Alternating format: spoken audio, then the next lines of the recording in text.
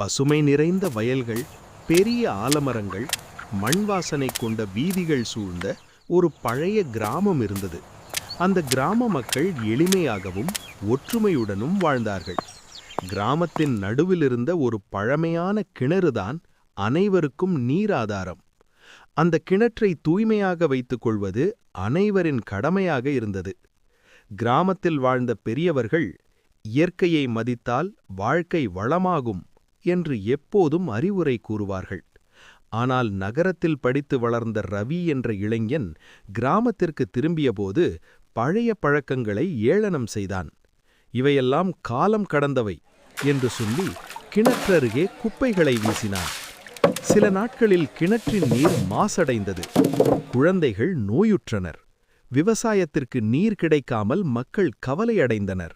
கிராமத்தில் சண்டை பதற்றம் அதிகரித்தது.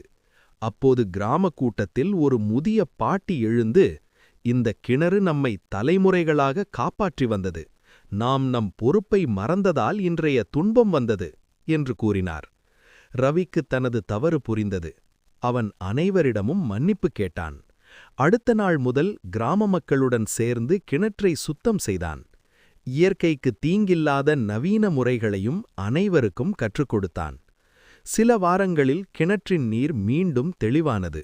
மக்கள் ஆரோக்கியமாக வாழத் தொடங்கினர். கிராமம் மீண்டும் மகிழ்ச்சியால் நிறைந்தது. பழைய ஞானத்தையும் புதிய அறிவையும் இணைத்தால் வாழ்க்கை வளமாகும்.